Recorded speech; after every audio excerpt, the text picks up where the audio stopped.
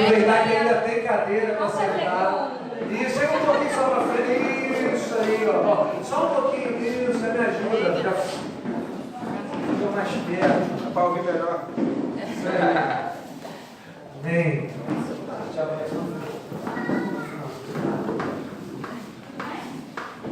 Gente, eu quero hoje falar com vocês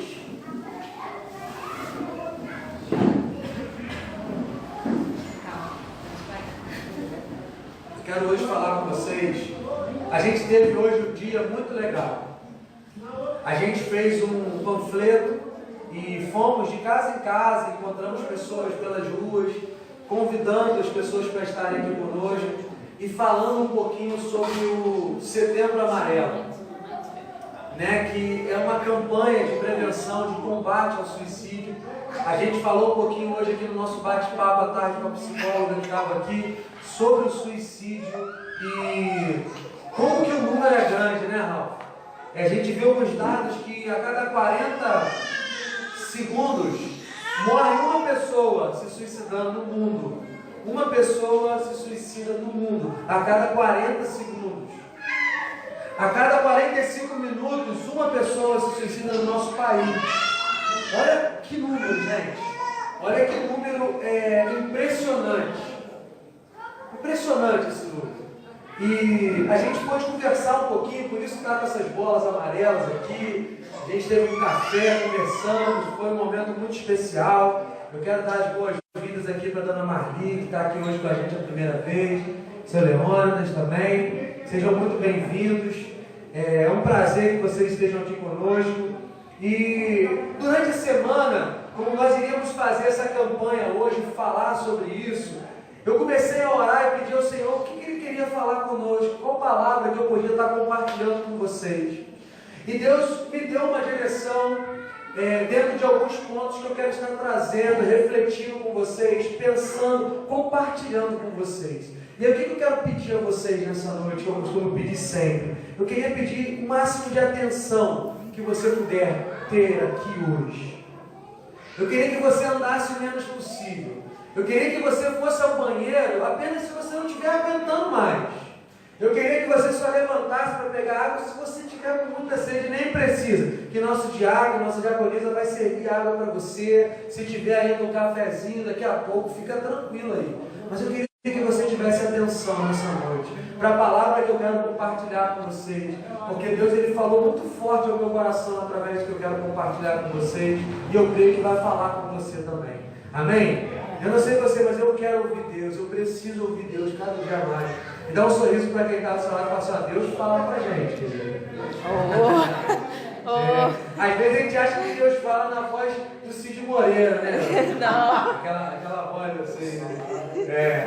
Não, mas Deus fala com a gente através da palavra. Deus fala com a gente através do nosso irmão. Deus fala com a gente através desse momento do compartilhar. Então deixa Deus falar o teu coração nessa noite, querido. Esteja aqui com o coração aberto para isso. Amém? Eu quero começar hoje, querido, nessa noite, falando quero começar fazendo 3 perguntas para vocês. Eu gosto de começar as mensagens sempre com uma reflexão, e eu queria que você pensasse comigo hoje. Eu queria que você pensasse, não é para você me responder agora, mas eu queria que você respondesse para você aquilo que eu vou perguntar aqui.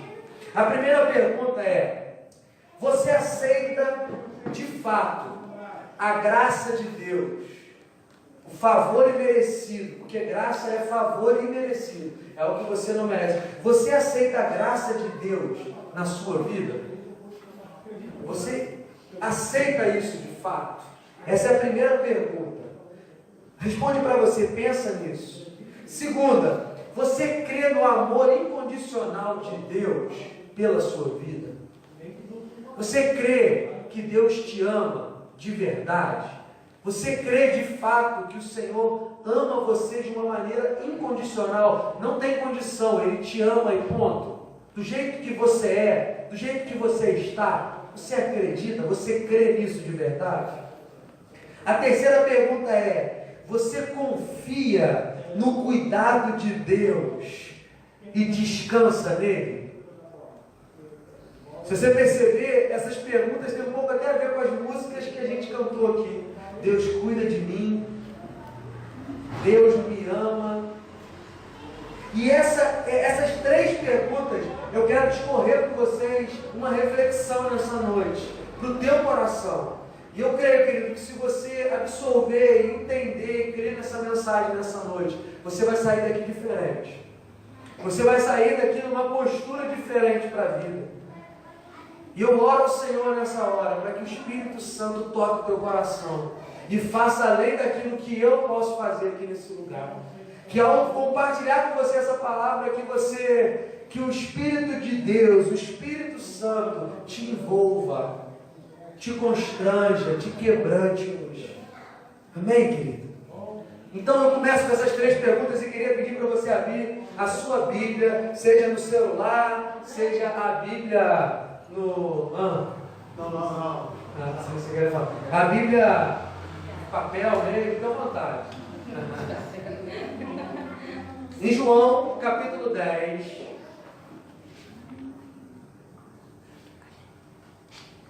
João, capítulo 10. Você tem a Bíblia, presta a tua mão do lado. Nesse momento a gente faria apenas um versículo, mas a gente vai estar abrindo a Bíblia em outras passagens. Fica comigo que vai ser bom. João 10, versículo 10. Um texto muito conhecido, porém muito mal interpretado e ensinado. Mas a gente vai falar um pouquinho sobre isso hoje. Diz assim: o ladrão não vem senão para roubar, matar e destruir. Eu vim para que tenham vida e a tenham em abundância. O ladrão não vem senão para roubar, matar e destruir. Eu vim para que tenham vida e a tenham em abundância. Quem disse isso foi Jesus Cristo. Jesus disse isso falando para os seus discípulos e ensinando. E ele fala, o ladrão, em outras traduções diz o diabo. Mas quando a gente lê o contexto desse texto, a gente vê que de fato ele está falando do ladrão, não do diabo propriamente dito. Ele está dizendo do ladrão, do mercenário, do impostor, do falso pastor, daquele que não entra pela porta, daquele que não é a verdade. Aqui ele está falando disso, de um outro ensino. Ele está dizendo, veio senão para matar, roubar e destruir. Eu vim para que tenham vida, e vida em abundância. Eu quero compartilhar com vocês hoje sobre três coisas que o sistema desse mundo nos impulsiona, chamando de vida, mas que na verdade nos leva para a antivida, para que ao olharmos para Jesus possamos ver e desfrutar do que de fato Ele chama e nos ensina, que é vida. Eu quero falar com vocês sobre três pontos, três tópicos, três princípios do Evangelho, da Palavra de Deus, que o mundo nos impulsiona na direção contrária. E muitas vezes a gente acha que está indo no caminho da vida, está vivendo, mas na verdade o que a gente está é na antivida. O caminho que a gente está é o caminho da antítese da vida de verdade. Mas o mundo nos impulsiona e coloca um monte de valores e de pesos, chamando aquilo de vida, aquilo de realidade, mas na verdade não é vida. E eu quero que a gente entenda esses três pontos hoje, para que ao olharmos para Jesus, a gente aprenda dele o que ele chama de vida e a vida que ele nos proporciona em abundância. Talvez você já ouviu esse texto de que Jesus veio nos dar vida em abundância, e você ligou vida em abundância com os seus sonhos, com os seus planos, com o carro que você sonha, com a casa que você sonha, com a constituição de família que você tem. E isso não tem nada a ver com a vida abundante que Jesus fala para a gente no Evangelho. E a gente vai aprender isso nessa noite. Eu quero trazer esses três princípios, esses três tópicos, para que entre no seu coração como fundamento de vida, para que a palavra do Senhor entre no seu coração nessa noite como uma espada, cortando de fato e trazendo significado para a sua existência. Então, a primeira coisa, o primeiro ponto que eu quero trazer para você, que é a antivida, e que a gente até falou um pouquinho sobre isso aqui hoje no nosso bate-papo com a psicóloga, aqui na nossa roda hoje à tarde, a gente falou um pouquinho sobre isso, que é a culpa.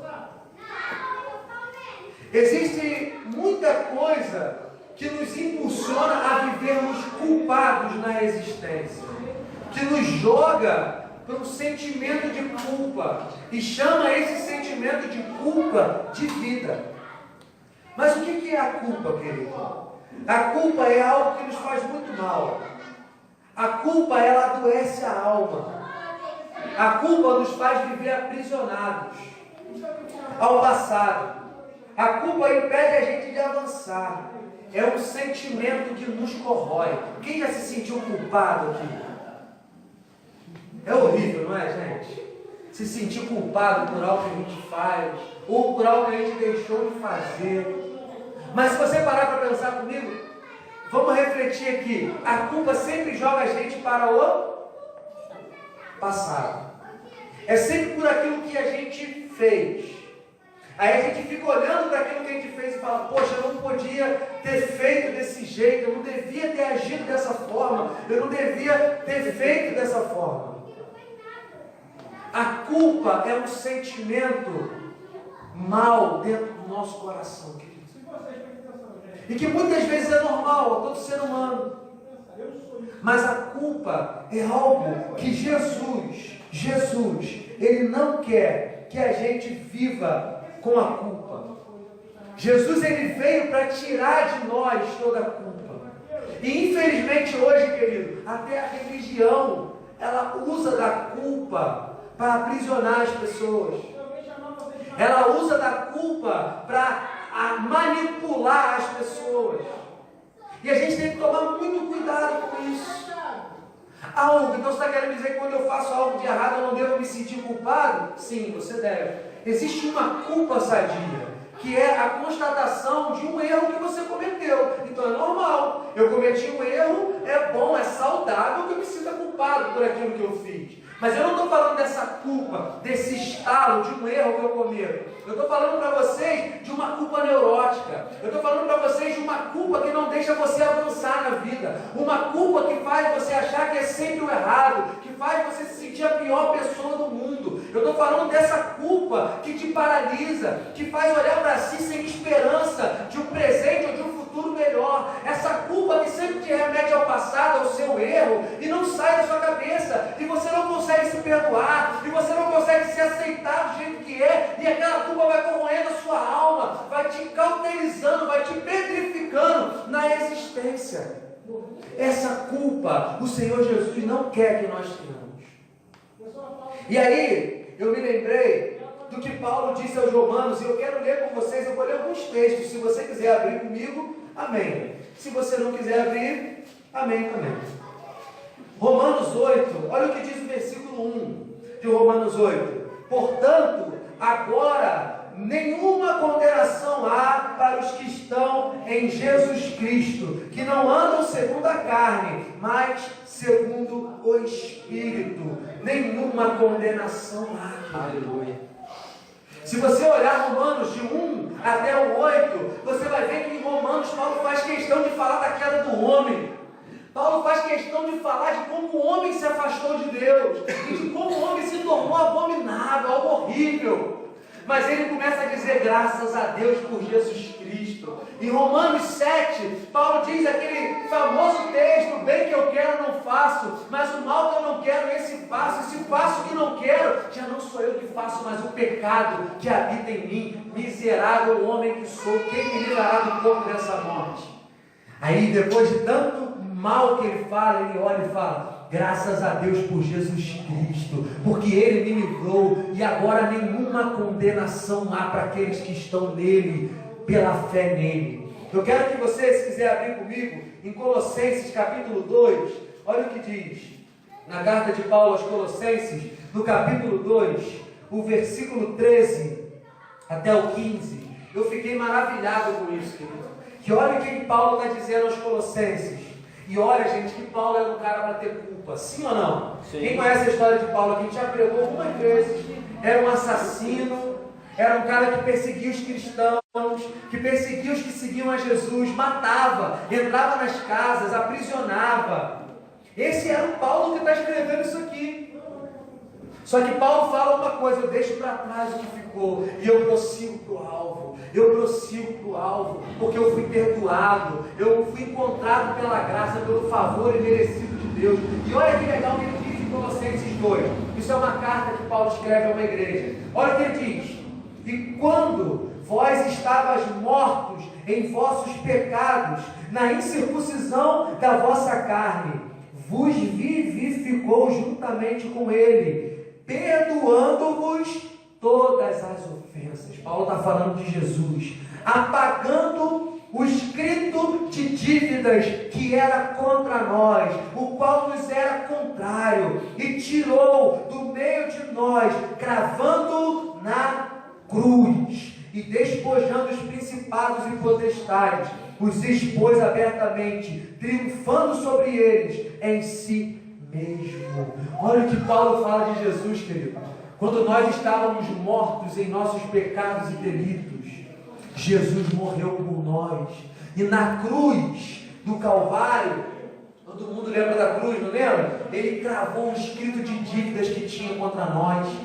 A maldição da lei, aquilo que nos fazia mal na lei, ele cravou lá e ele disse: está consumado. E a primeira pergunta que eu te fiz hoje na reflexão foi: você aceita de fato a graça de Deus, o favor imerecido de Deus? Porque é por não aceitarmos essa graça que eu acabei de fazer questão de ler para vocês, que a gente vive culpado e se sentindo culpado. E a culpa tem corroído muita gente. Mas Deus não quer que você ande com esse sentimento de culpa neurótica, querido. Não quer. Não mesmo. Isso não agrada ao Senhor. E eu vim nessa noite para te lembrar que não há mais condenação para aqueles que estão em Cristo Jesus. Eu vim aqui te lembrar o que Paulo escreveu há tantos anos atrás aos Colossenses, falando: olha, Ele perdoou você de todos os pecados. O que você fez, o que você ainda vai fazer, está pago, está perdoado. Ele disse: está consumado na cruz. Ah, ouvi o pecado que eu vou cometer amanhã, está pago, está perdoado. E isso não é um convite para você viver uma vida de pecado, sabe por quê? O salário do pecado é a morte. Então, é isso que Deus não quer para mim e para você. E é por isso que a gente deve resistir ao pecado. Isso não é um motivo: então estou perdoado, eu vou sair fazendo o que é errado e aquilo que desagrada. Não é esse o motivo. Mas aqui eu quero que você tenha consciência de que Deus, Ele ama você e a graça de Deus está sobre nós. E nós precisamos aceitar essa graça, querido. Nós precisamos aceitar esse favor imerecido. Nós não merecemos nada. A gente tem que parar com essa de que a gente tem que merecer. Por muito tempo só ensinaram a gente isso. Eu tenho que fazer isso e isso para Deus. Eu tenho que colocar isso no altar. Eu tenho que fazer a minha vida. Eu tenho que me consagrar. Eu tenho que fazer a minha vida certa para agradar a Deus. A gente aprendeu tudo isso, querido. Como se fosse uma troca. Eu faço tudo certo para que Deus me ame, para que Deus me abençoe, para que um raio não caia na minha cabeça, como o Conrado disse no louvor. A gente tem uma imagem de Deus, aquele velhinho no trono, e eu já falei isso aqui inúmeras vezes, com um raio na mão, pronto assim, Dona Marli vai errar. Aí ele joga o raio assim, porque ele errou. Mas não é isso, querido. Não é isso. Deus não é esse Deus que talvez você aprendeu a vida inteira. Deus entregou o seu Filho, estando nós mortos em nossos pecados. A gente não chegou primeiro, a iniciativa foi dele. Ele veio e falou: olha só, vocês estão perdoados, agora não andem mais culpados. Não andem mais culpados. É isso que Ele não quer. Então como que eu venço isso? Creia que está tudo pago, que está tudo feito. Não porque você merece, não porque você é um cara legal, uma pessoa maneira. Não. Creia que está tudo pago, querido. Que Jesus fez o que nós não conseguiríamos fazer. Paulo vai dizer certa vez que aquele que volta para esse mecanismo de troca com Deus cai da graça. Aos Gálatas, Paulo diz isso. E cair da graça é deixar de se submeter a essa graça divina para a nossa vida. E ai de nós se não fosse a graça, querido. Você acha que eu merecia estar aqui hoje? Você acha que eu fiz tudo certinho e eu mereço estar aqui hoje falando, compartilhando com vocês? Não, querido. Deus não trabalha com merecimento, Deus trabalha com graça. Ai de nós se Ele trabalhasse com merecimento. Ai de nós se dependêssemos de merecer algo de Deus para viver a nossa vida. Ai de nós se dependêssemos de ser certinhos para acordar amanhã de manhã. Ai de nós, querido. Mas Ele tem graça para mim e para você. Eu vim te lembrar isso nessa noite. Talvez você já sabe disso, mas eu vim te recordar e falar para você: não ande culpado, não deixe a culpa acabar com você, porque a culpa é a antítese da vida, a culpa é o contrário da vida que Jesus quer que você tenha. Jesus não quer que você tenha uma vida culpado, neurótico, ai meu Deus, eu fiz isso e agora, não. Você pode levantar a cabeça, você pode acordar amanhã, levantar a cabeça e falar: eu tenho um Deus que deu o seu único filho para fazer por mim o que eu nunca conseguiria fazer, então eu me entrego a essa graça. A gente tem dificuldade aqui, está todo mundo tão sério para mim, né? Vou contar uma piada, brincadeira. A gente tem dificuldade de aceitar essa graça de Deus. Sim ou não? Sim. Ainda mais no nosso país. O que você ganha de graça, Deus? Nem injeção na testa, não é assim que a gente fala, não é o ditado assim, não? Não é, Leandro? Não é assim? Só uns tapas. Tudo a gente tem que merecer. Talvez a sua família, a sua constituição familiar é sempre assim. Você tinha que fazer tudo certo para que as pessoas gostassem de você. Talvez no seu trabalho, você tem que fazer tudo certinho para que você tenha o lugar que você tenha. Na vida, na amizade. Às vezes a gente vê amigos que não aguentam um relacionamento, não aguentam um atrito. Por quê? Porque enquanto, se for tudo certinho, é meu amigo. Se fizer alguma coisa que eu não gosto, não é mais meu amigo. Querido, vamos acordar. É graça mesmo. Graça, Sueli, Marcos Paulo, Elane, cada um de nós. Graça, sabe o que é graça? É Deus fazendo por nós. É isso. É exatamente, não tem nada que a gente pode fazer, Felipe, para merecer isso. É Deus agindo enquanto a gente dorme. É Deus abençoando a nossa vida. É Deus agindo em nosso favor. E Ele fez isso enviando Jesus. E falando: Jesus, vai lá e faz o que eles não conseguem fazer.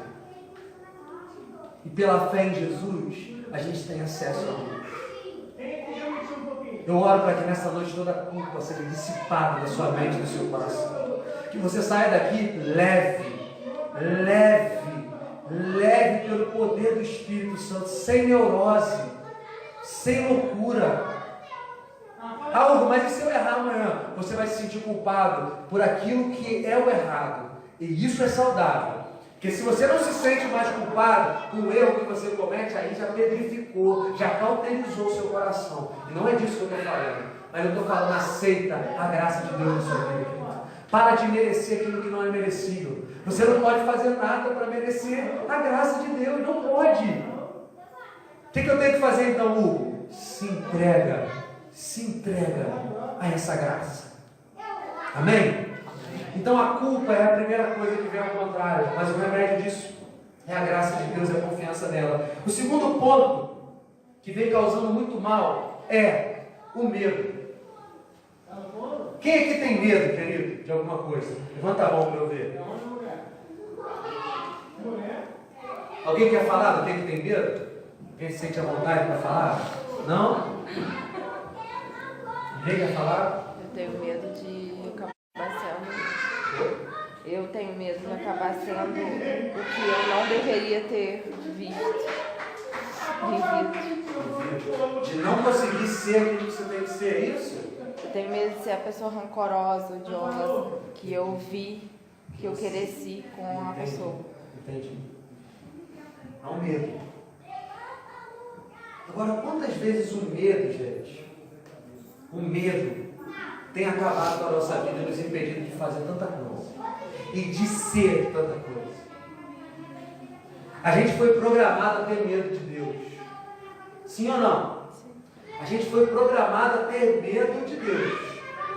Pode ver, pode procurar aí no seu interior, na sua consciência, que lá no fundo o que você tem mais de Deus às vezes é medo do que amor, do que temor, do que respeito. Nós fomos programados a existência inteira a ter medo de Deus. E aí a gente vem para a igreja, a gente procura a Deus com medo de ir para o inferno, com medo de que a nossa vida acabe de uma forma que a gente não queria. E o medo? O medo é algo que nos impede de ser verdadeiros. O medo é aquilo que nos faz manipular as circunstâncias, as coisas, a nós mesmos. O medo nos faz sabotar a nós mesmos. E aí a gente cria mecanismos que vão nos colocando na vida numa postura de retranca, assim. Isso aqui não entra, mas se você for procurar a raiz dessa postura é o medo. O medo de se encarar, o medo de se conhecer, o medo de avançar. O medo nos paralisa. O medo nos paralisa, gente. Existe um medo que é saudável, sim ou não? Igual a questão da culpa. Você chega, Ralf, diante de um precipício, assim, logo de um prédio, Ana Maria. Você chega ali. Eu não sei você, eu não posso nem chegar ali, que eu tenho medo de altura danada, tá? Mas você chega ali. É normal que você tenha aquele medo, sim ou não? Aquele friozinho na barriga. O amor de Deus, ou não pode estar por livre, a gente não tem nada. Sim. O amor que a gente sente por Deus nos livra. Sim. E aí você chega ali naquele lugar, naquela altura, e você fica com medo. Meu Deus, é normal. Esse medo te previne de algumas coisas. Como o Marcos Paulo falou que não tem. Isso é ruim. Porque é um medo que guarda a gente. Até aí tudo bem. Agora esse medo que paralisa, que coloca você diante da vida com medo de tudo, de todos. Você tem medo de ser quem você é. Você tem medo de falar o que você pensa. Você tem medo de reagir às circunstâncias. Você tem medo de tomar uma decisão que pode mudar a sua vida. Você tem medo de fazer algo diferente. Você tem medo. E por último, gente, a gente tem medo de Deus. A gente age como se a gente tivesse um Deus que é esse velhinho ranziza no trono, com raio na mão. Mas não é isso que Jesus quer para nós. Jesus não veio apresentar a Deus para que nós tivéssemos medo dele. E aí, querido, as autoridades, elas usam do medo. Se a gente parar para olhar rapidamente no mundo hoje, as autoridades, os reis da terra, os governantes, eles usam o medo para aprisionar as pessoas. Eles usam o medo para governar. Você entra num bairro e às vezes o medo é o que governa aquilo ali. Toque de recolher, medo de um monte de coisa, querido.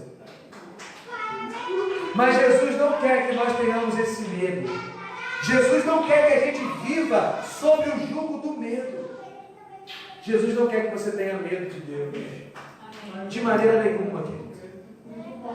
De maneira nenhuma. Se te ensinaram outra coisa, não tenha. Abre sua Bíblia comigo em 1 João, a primeira epístola de João, no capítulo 4.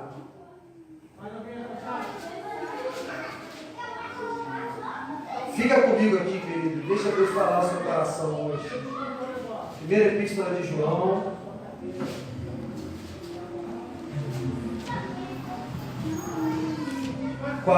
Capítulo 4, versículo 9 em diante. Diz assim: nisto foi manifestado o amor de Deus para conosco. Presta bem atenção nesse texto que João escreve. Nisto foi manifestado o amor de Deus para conosco. Por esta causa Deus enviou seu Filho unigênito ao mundo, para que pudéssemos viver através dele. Nisto está o amor, não em que nós tenhamos amado a Deus, mas em que Ele nos amou e enviou seu Filho para ser a propiciação pelos nossos pecados. Amados, se Deus assim nos amou, devemos também amar uns aos outros. Ninguém viu a Deus em tempo algum. Se amamos uns aos outros, Deus habita em nós, e o seu amor é aperfeiçoado em nós.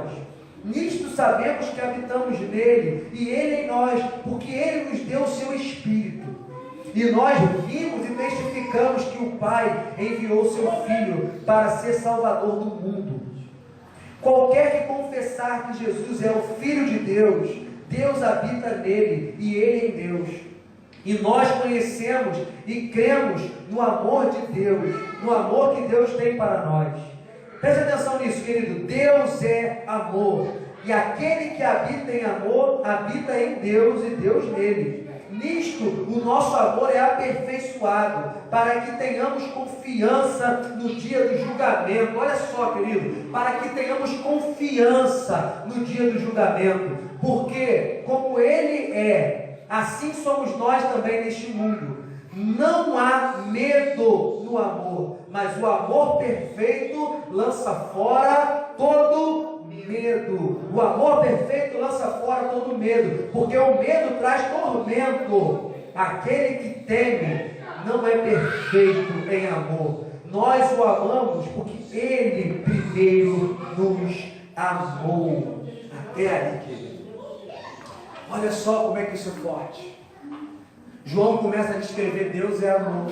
E ele fala aquele que é aperfeiçoado no amor. Aquele, o que é ser aperfeiçoado no amor? É amar completamente todo mundo? Não. Aperfeiçoado no amor é aquele que crê que é amado de Deus de uma maneira incondicional. E eu amo essa palavra, querido. Incondicional. Repete comigo. Incondicional. Fala de novo. Incondicional. Incondicional. Essa palavra. Deus nos ama de maneira incondicional. O que é isso? Sem condição. Ele não está colocando nenhuma condição para te amar.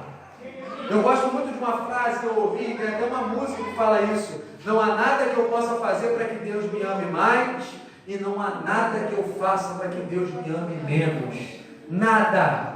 Nada faz com que Deus te ame mais, e nada faz com que Deus te ame menos. O que isso significa? Deus te ama. E quando você está aperfeiçoado nesse amor, e o que é estar aperfeiçoado no amor? É cada dia mais, de fé em fé, você crê.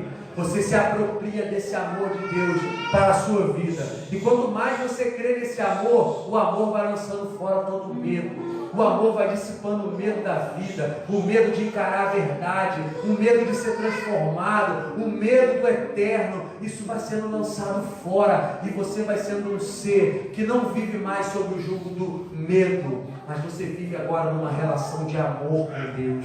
Deus não quer que você se relacione com Ele por medo, querido. E eu já falei isso aqui, eu vou repetir isso o resto da minha existência nessa terra.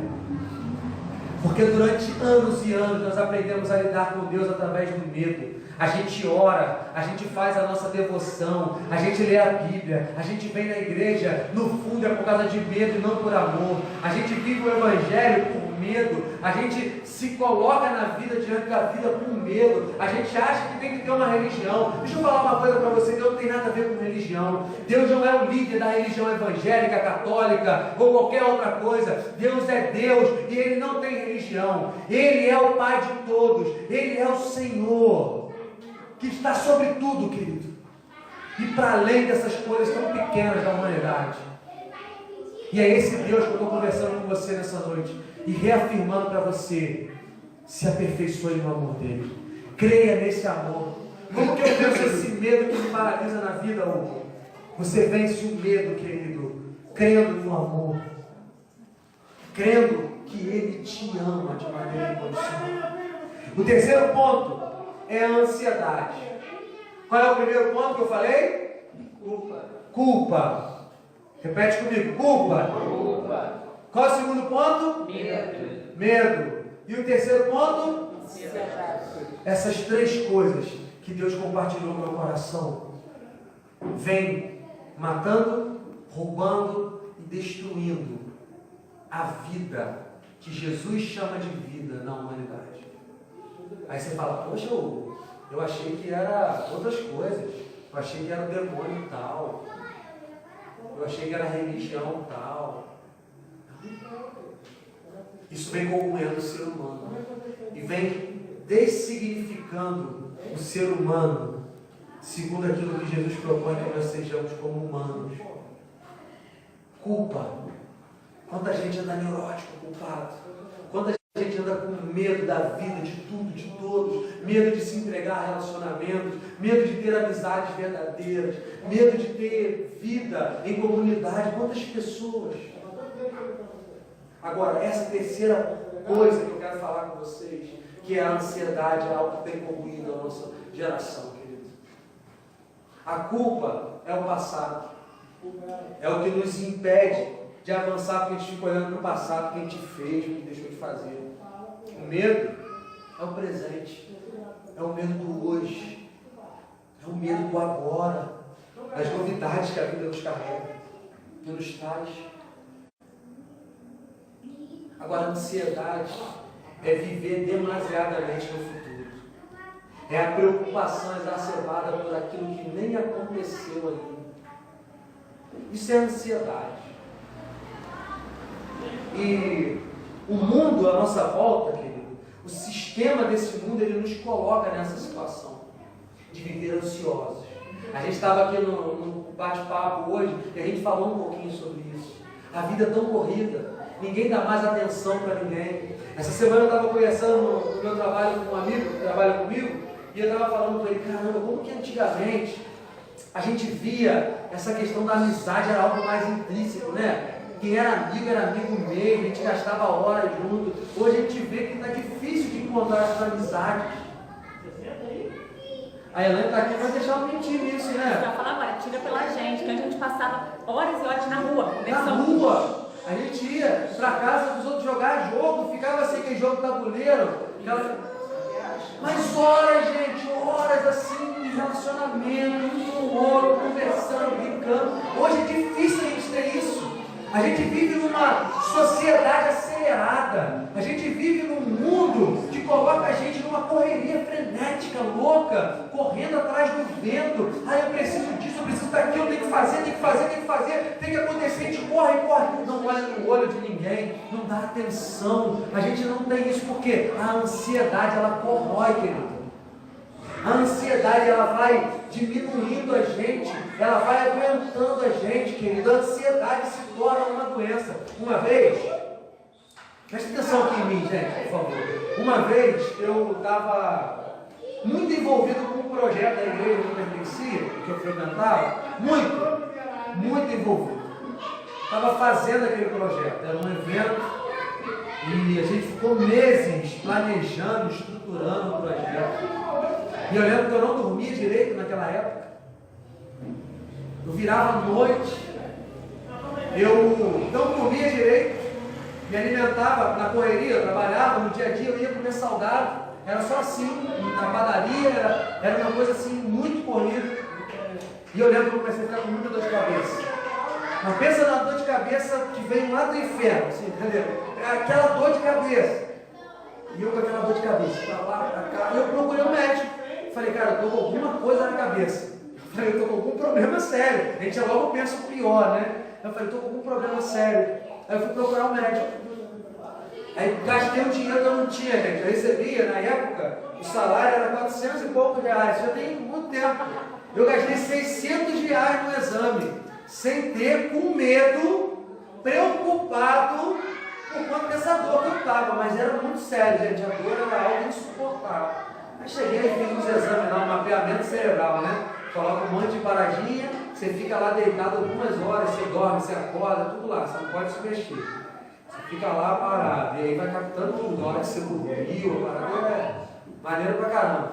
Aí beleza, peguei o exame, aí eu fui olhar o exame, eu comecei a ficar mais preocupado ainda, e tem alguma coisa aqui, ó. Tem alguma coisa aqui, começa a ficar preocupado. E na época eu não tinha tanta internet ainda pra você pesquisar, né? Hoje ninguém te pega o exame. Mas se for pesquisar também é câncer. Esses dias a gente pega o exame e a gente vai direto na internet, né? A gente mesmo se medica, a gente procura saber, tem esse problema, a gente já fica sabendo de tudo. Se é um problema, a gente já fica sabendo antes. Na época eu não tinha isso, aí eu voltei no médico. Cheguei lá no médico, por exame, tremendo, né, gente? Novinho, falei, meu Deus, agora deu ruim. Aí ele olhou e falou assim, não é nada muito grave, não. O que você está aqui é uma crise de ansiedade. O que está te fazendo ter essa dor de cabeça é uma crise de ansiedade. E aí você vai tomar esse calmante. Você pergunta se eu tomei um calmante. Nunca tomei. Eu só voltei a dormir direito, me alimentar direito, viver direito, igual que tem que viver. Acabou a dor de cabeça. daquele jeito. Acabou, não tomei nunca remédio. Estou falando para ninguém não tomar o remédio que o médico passar, não. Tome o remédio, beleza. Estou falando que no meu caso eu sabia que era isso que eu precisava. Quando ele falou, ele conversou comigo, eu entendi que era isso. E aí eu falei, cara, eu preciso, e eu fiz. Só que eu fiz mesmo, parei de não ficar dormindo, dormia cedo, comecei a me alimentar direito, parei com esse negócio de comer salgado na época, e miojo, que era assim, eu comia salgado no almoço e miojo à noite. Era isso que eu comia. E aí, olha que doideira, gente, olha como é que isso é sério. A ansiedade, essa preocupação com o amanhã, com o que não aconteceu ainda. E aí eu queria ler com vocês, queria que você abrisse a sua Bíblia comigo, em Mateus 6. Chegou a sua hora. Mateus 6, o versículo 25.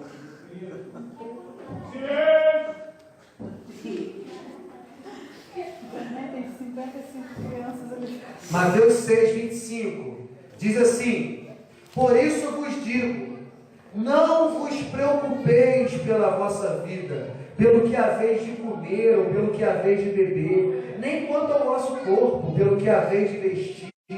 Não é a vida mais do que a comida, e o corpo mais do que a vestuária? Olhai para as aves do céu, pois elas não semeiam nem colhem, nem ajuntam em celeiros, e o vosso Pai celeste as alimenta. Não sois vós muito mais importantes do que elas? Mas quem de vós, com suas ansiedades, suas preocupações, poderá acrescentar um côvado à sua estatura? E quantas vezes, porque vos preocupeis? Olhai para os lírios do campo, como eles crescem, não trabalham nem fiam. E eu vos digo que nem mesmo Salomão, em toda a sua glória, vestiu-se como um deles. Pois se Deus assim veste a erva do campo, que hoje existe e amanhã é lançada no forno, não vestirá muito mais a vós, ó pessoas de pequena fé.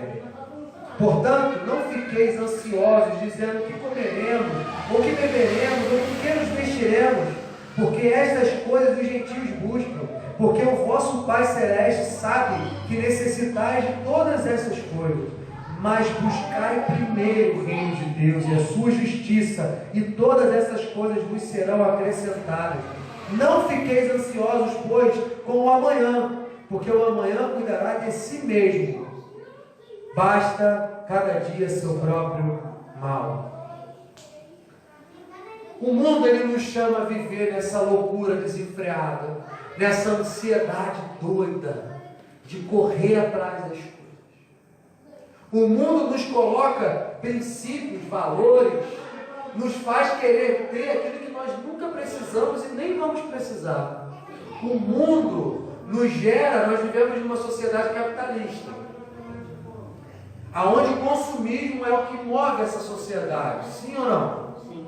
O consumismo, você pode perceber que tudo te chama ao consumo, as propagandas, tudo isso é para você consumir. Aí você olha aquilo que todo mundo está tendo e você fala, eu preciso ter o iPhone 19.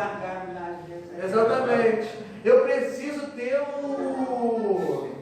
a roupa tal. Eu preciso da marca tal. Eu preciso disso, eu preciso daquilo. E se você parar para pensar razoavelmente, você vai ver que não precisa de nada daquilo. É tudo que o sistema desse mundo te coloca na correria e te faz ser uma pessoa ansiosa, preocupada. Tem que acontecer, tem que isso. E você vive nessa preocupação, nessa correria, nessa loucura. Não foi à toa, querido, que Jesus fez questão de discursar dessa maneira. Se você parar para ver a forma que Jesus ensina, ele é muito simples no ensinar. Ele ensina mais com a prática do que com o dito, com a palavra, falando. Sim ou não? Tem uma música que eu gosto muito que fala: o que Cristo oferece, Ele é. Porque quando você olha para a vida de Jesus nos Evangelhos, você vai ver que Ele ensina muito mais agindo. Por isso nós somos convidados, vários parênteses aqui, a ser muito mais da ação do que do discurso. Nós somos chamados a amar em ação e não de palavras. Nós somos convidados a perdoar em ação, a conviver, a acolher, a viver uns com os outros, a amar, como a gente leu em João aqui, dessa forma. Mas em ação, Jesus, só que ele faz questão, querido. Ele faz questão de falar sobre a ansiedade. A ansiedade adoece a nossa alma, querido. E nós precisamos atentar para isso. E aí Jesus ele ensina, ele fala aqui um segredo de como que a gente vence isso. Ele fala, olha para as aves. Quantas vezes durante o dia você olha para as aves no céu, querido? Quantas vezes você olha aquela flor que você está passando assim na calçada, tem aquela flor, aquela árvore bonita, e você contempla aquilo ali. E você olha e fala, Deus está cuidando disso. Não cai uma folha de uma árvore sem a permissão dele. Ele está no controle de tudo isso, do universo. Olha, gente, isso tudo. Do planeta Terra, dos mares, de tudo. E ele está cuidando. E nós, como coroas de sua criação, quanto mais ele não cuida de nós. Ah, então você está falando que eu posso, então não vou trabalhar amanhã não. Tem gente aí querendo já aproveitar essa, né? Ah, não, trabalhar não, o pastor lá falou que descansa. Porque Deus dá os seus enquanto dorme, né? Não é isso? Tem gente que pode estar achando isso, não, querido. Eu tenho falado que Jesus ele nos chama ao equilíbrio.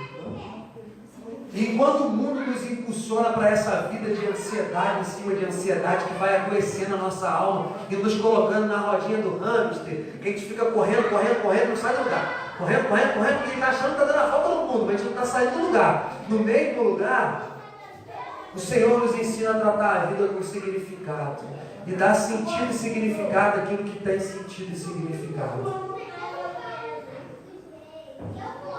Não andeis ansiosos, foi o que ele disse. Não andem numa postura de ansiedade. A ansiedade é um sentimento, segundo a psicologia, normal a todo ser humano, querido. Assim como a culpa, assim como o medo. Eu não estou falando de nada que é pecado, você sentir culpa, você sentir medo, ou você estar ansioso. Não é pecado. Ninguém está falando isso. Isso é um sentimento normal. O que eu estou dizendo para vocês é o fato de que quando isso toma conta de nós, isso adoece a nossa existência e nos coloca na vida, na antivida, nos coloca na existência no caminho contrário àquilo que o Senhor Jesus chama de vida para nós. O problema é quando isso te controla. Exatamente, quando você é dominado por isso. E ele disse, não andeis ansiosos, olhe para a vida, faça o que é preciso fazer como todo cidadão. Você tem que trabalhar sim, querido.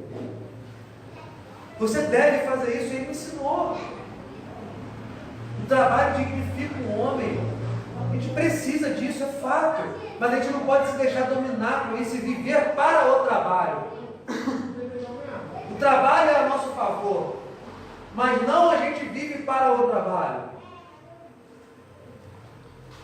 Não andeis ansiosos. E como que eu venço essa ansiedade? Ele ensina nesse texto. Essa ansiedade desenfreada, como que eu venço isso? Ele ensina aqui. Primeira coisa ele fala, olhe para as aves. Nosso Pai Celestial não cuida delas, quanto mais não cuidará de nós. Aí ele termina dizendo assim, não andeis cuidadosos com o que você tem que comer, vestir, ou pelo dia de amanhã. Não fique preocupado com aquilo que nem aconteceu ainda. Não fique louco, não se perca por aquilo que ainda vai acontecer, por aquilo que não chegou a acontecer. Não fique assim. Ele diz assim, saiba de uma coisa, o vosso Pai sabe de tudo aquilo que você precisa, aquilo que você necessita. Hugo, como que eu venço a ansiedade na minha vida? Você precisa se entregar em fé, querido, ao nosso Deus que sabe aquilo que a gente precisa. Você precisa confiar de que Deus sabe aquilo que você necessita e se entregar em fé a esse Deus, confiando de que Ele conhece, Ele sabe o teu amanhã. Você não sabe o amanhã, mas Ele sabe o teu amanhã. Ele sabe aquilo que você precisa. Ele sabe aquilo que te faz chorar. Então quer dizer que Deus vai me dar tudo, é só eu confiar nele? Não, querido. Eu falei aqui hoje na roda que a gente fala sobre o suicídio, conversando, e eu falei, nós, nessa geração, século 21, estamos mal acostumados. Os mais velhos aqui não vão me deixar mentir. A geração passada sofria de cabeça erguida. Hoje a nossa geração, por qualquer coisinha, entra em depressão. A nossa geração, por qualquer coisinha, sofre demasiadamente. A gente estava conversando esses dias e falando uma verdade. Vai numa roça dessa aí, querido, aonde tem gente. A gente estava lá no aprisco do Jardinândia conversando com uma pessoa que está com síndrome do pânico, e a gente estava conversando. Vai numa roça dessa, querido, aonde os outros têm que plantar para comer, aonde os outros correm. Eu fui na casa da tia da Jéssica, na roça, e aí eles perguntaram: o que a gente vai almoçar? Aí de repente eles resolveram, foram no quintal, mataram uma galinha e a gente comeu. Eu achei isso maneiro, né? Assim, um troço muito assim, na hora. Primeiro corre atrás da galinha. Correr atrás da galinha para cá e para lá. E eu quero ver, eu queria que alguém me mostrasse uma pessoa dessa e desse tipo de vida em depressão. Depressão você acha nas grandes empresas. Depressão você acha nos grandes negócios. Depressão você acha nas pessoas ricas. Quantos atores você ouviu de alguns de 5 anos para cá que se mataram? A gente está aqui hoje numa campanha ao suicídio. Eu conheço gente que tem dinheiro, e muito dinheiro, e às vezes fica 7 dias trancado no quarto, em depressão. Não vê filho, não vê esposa, não vê nada. Eu conheço gente, e você também, atores que tinham tudo na vida. E você vê que tudo que eles tinham, e que você fica correndo atrás, e a gente fica olhando assim: caramba, quando eu tiver isso, eu estou feliz. Quando eu chegar a ter essa condição, eu estou bem. E essas pessoas que chegaram nessa condição que você tanto ambiciona ter, estão em depressão, se afundando. Por quê? Ansiosos como o dia de amanhã. Até o padre Marcelo Rossi está com depressão. Sim, a depressão é uma doença. Às vezes, gente, e vale a gente falar isso, ela é biológica, é química também. A gente aprendeu isso aqui hoje no debate. É algo que vem, é uma doença. Assim como você pega uma doença, não é por algo que você faz, ou por nenhuma fraqueza sua. É uma doença, a depressão. Só que muito vem por causa dessa ansiedade que você emprega em coisas que você nunca alcança. E aí a frustração é o que gera depressão muitas vezes. Você gera uma expectativa grande em algo e não consegue, você se frustra. E a frustração te afunda. Ansiedade, querido, corrói a gente. E Jesus, ele falou assim: não andeis. Poucas vezes você vê Jesus fazer isso. Quem já leu os evangelhos sabe. Poucas vezes você vê Jesus sendo enfático em uma direção. Sim ou não? Poucas vezes você vê ele falando assim: ou faça isso, ou faça aquilo, ou não faça isso. Poucas vezes ele vai ensinando por parábolas. E as pessoas vão decifrando e entendendo os mistérios que ele queria trazer para a humanidade. Mas nesse caso ele foi enfático. Ele falou assim: não andeis ansiosos. Você se sentir ansioso, Marcos Paulo vai começar a trabalhar. Dia 1º, né, Marcos Paulo? Dia 1º, Marcos Paulo vai começar a trabalhar, uma coisa que ele já estava esperando. Beleza? Aí, você ficar ansioso por esse dia, é normal. Acontece. Você sentia aquela ansiedade. Agora ele está falando: não andeis ansiosos. Andeis preocupados com o dia de amanhã. O mundo nos chama a viver preocupados o tempo todo, querido. Mas Jesus nos convoca a crer. E é esse que é o ponto aqui que eu quero falar. Jesus nos convoca a crer e confiar. Primeiro, no perdão e na graça dele. No perdão e na graça dele para a nossa vida, que lança fora toda a culpa. No amor dele, que lança fora todo o medo. Você se saber amado por Deus, querido, isso é maravilhoso. E você, e quando isso tem significado na nossa vida de verdade, a vida muda, porra. A vida muda. Quando você aceita que Deus te ama e que você é amado, talvez você saiba disso só numa informação, querido. Mas é no pior momento da vida, quando as coisas não estão bem, é quando vem o dia ruim, que você percebe quanto Deus te ama e isso faz sentido para você, que a vida muda, a direção da vida muda, querido. E eu queria confiar, e Jesus nos chama a confiar e crer no cuidado dele por nós. Que Deus cuida da gente. Esse é o desafio para nós. O antídoto, querido, e eu queria trazer isso para nós como uma forma de cura nessa noite. Porque o que eu creio que essa palavra faz comigo, com você, é curar o nosso coração. Você veio aqui hoje, você vai ser curado por Deus de algumas coisas que têm oprimido a sua alma. Deus quer curar a sua vida hoje. Deus quer curar você. E o antídoto para a culpa, contra a culpa, querido, é o quê? Aceitar a graça de Deus para a nossa vida. Aceita essa graça, de verdade. Esse é o antídoto. Aceita que Deus perdoou a humanidade. Aceita que Deus estava em Cristo reconciliando consigo mesmo o mundo e não imputando os seus pecados. Nós precisamos crer nisso. Esse é o antídoto para a gente não viver culpado sob o jugo da culpa. O antídoto para o medo, querido, é crermos no amor de Deus para conosco. É crer, se apropriar desse amor incondicional. É acordar todo dia de manhã, levantar da cama, olhar para o céu e falar assim: Deus me ama. E olha como é que isso é precioso, querido. Deus me ama. É isso que põe a gente de pé. É isso que põe a gente de pé, esse amor de Deus. E eu quero que você saia daqui hoje. Eu posso estar sendo repetitivo, mas eu quero ser mesmo nessa noite. Que você saia daqui hoje sabendo e crendo de verdade. Deus ama você de maneira incondicional. Ele quer mudar a sua história, Ele quer mudar a sua vida, Ele quer consertar aquilo que Ele sabe que precisa consertar em você. Ele quer fazer a sua vida uma vida nova nele. E esse é o antídoto para o medo, é crermos no amor de Deus. É crermos que Deus amou o mundo de tal maneira. Eu amo esse texto. Deus amou o mundo de tal maneira que deu seu Filho unigênito para que todo aquele que nele crê não pereça, mas tenha vida eterna. E o que é vida eterna, querido? É vida no céu?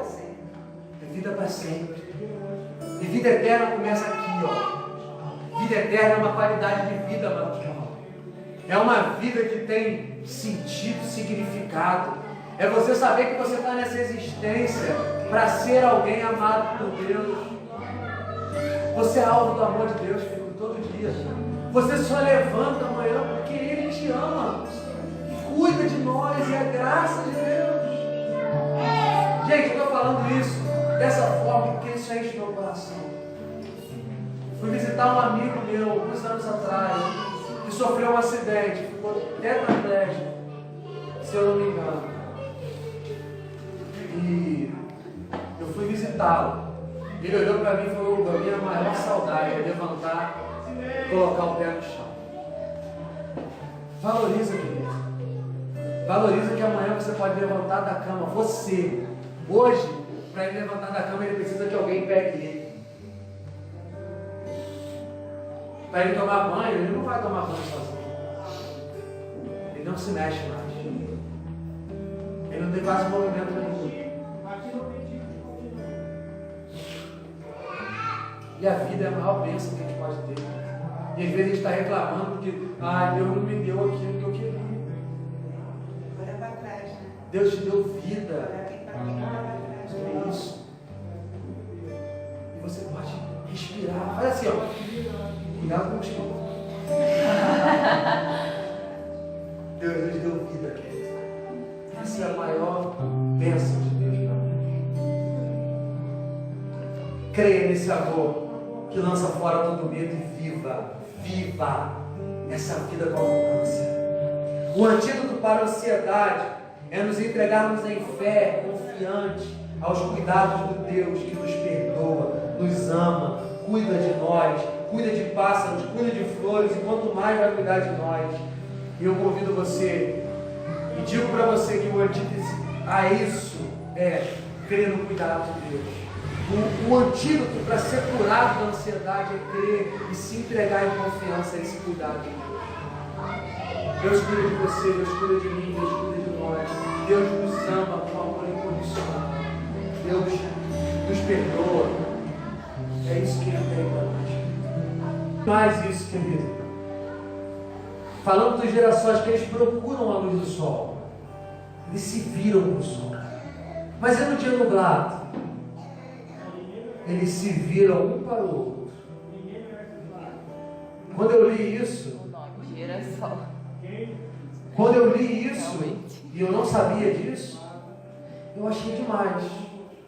Porque isso faz alusão daquilo que nós precisamos ser como igreja. O nosso sol é Deus e é Jesus. E a gente precisa, e a gente procura por Ele todo dia. Mas nos dias difíceis, a gente encontra o sol no outro.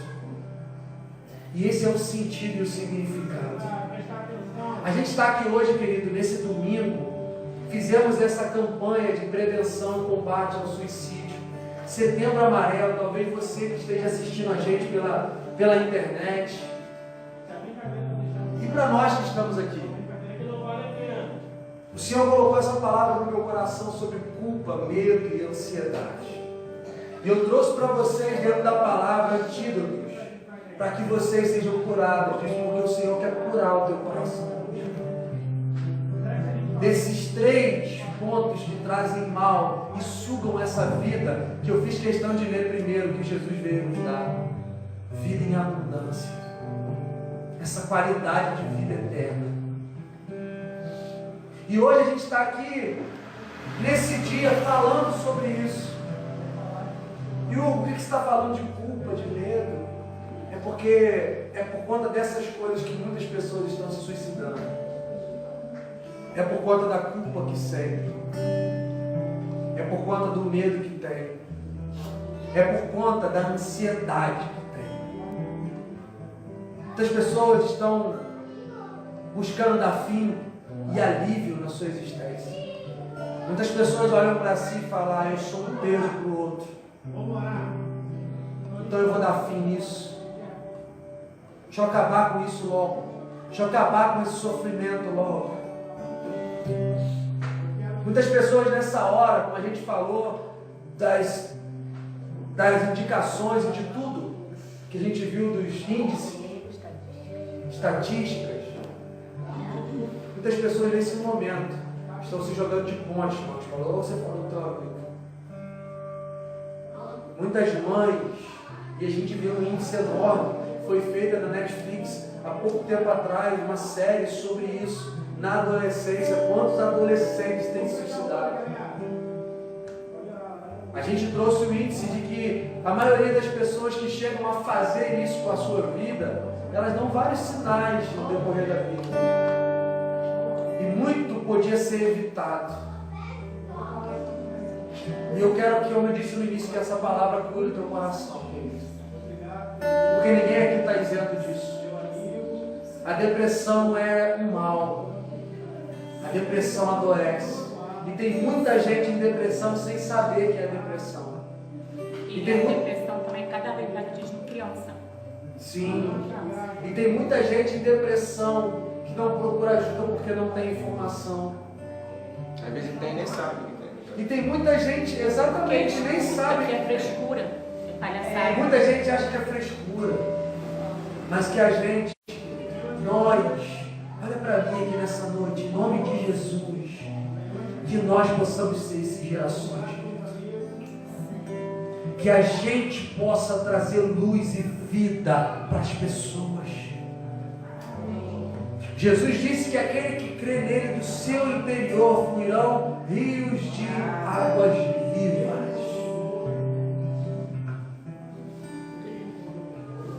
A palavra do Senhor é poderosa, querido.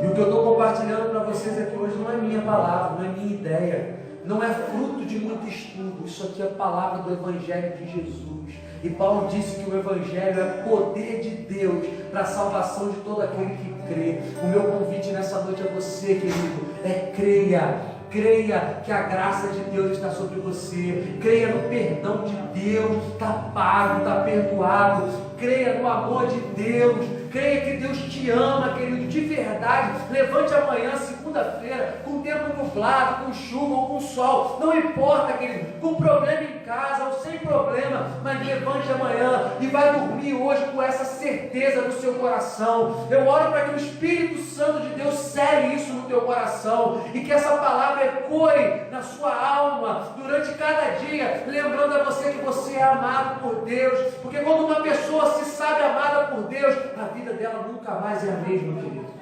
E isso parece clichê, isso parece papinho de crente evangélico, mas não é não, querido. Quando eu falo para você que Deus ama, é porque eu provei e vi esse puro amor. Eu provei e vi. Eu sei como Ele me ama. E isso não é balela nem papinho de alguém que está aqui para te emocionar. Eu quero declarar sobre a sua vida hoje o amor de Deus. Você é amado de Deus. Ah, mas eu faço muita coisa errada. Você é amado de Deus. Você é amada de Deus. Ah, eu não vou na igreja muito firme. Você é amado de Deus. Você é amada de Deus. Ah, Hugo, minha mãe, meu pai, minha família falou que não tem mais jeito para mim. Deus te ama. E isso é o suficiente para mudar a tua história. Agora, o que você precisa? Crer nesse amor. Se apropriar desse amor no seu coração, na sua vida. Confia no cuidado de Deus, querido.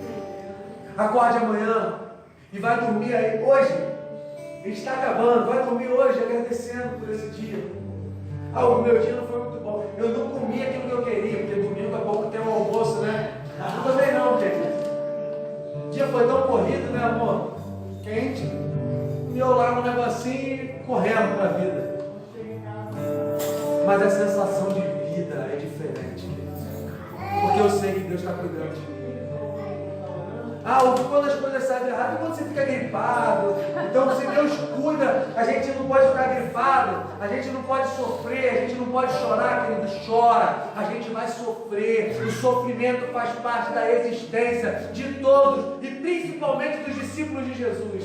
Se eu parar para te contar um pouquinho da história dos discípulos, querido, de como cada um deles morreram, você vai sair daqui chorando, você vai falar, eu não sou nada, minha mãe. Só tem um que morreu morte natural. Só um. Todos os demais perseguidos, crucificados de cabeça para baixo, degolados. Só assim, querido. Mas hoje não. Os discípulos do século XXI, Raul, são cabeça e não cauda. Os discípulos do século XXI estão vendendo a fé e prostituindo a igreja de Deus. Os discípulos desse tempo e a igreja que se diz evangélica está envergonhando o nome de Deus. E Paulo profetizou em Romanos dizendo que o mundo não teme a Deus por causa da igreja, que não teme ao Senhor. Mas a gente não está aqui para brincar de igreja. A comunidade Sal e Luz está aqui para pregar o Evangelho de Jesus e ser a manifestação das boas novas de Deus nessa comunidade, nessa cidade, nesse estado, nesse Brasil. E eu vim aqui para te dar uma boa notícia. Hoje, creia na graça de Deus, porque Ele te ama de maneira incondicional.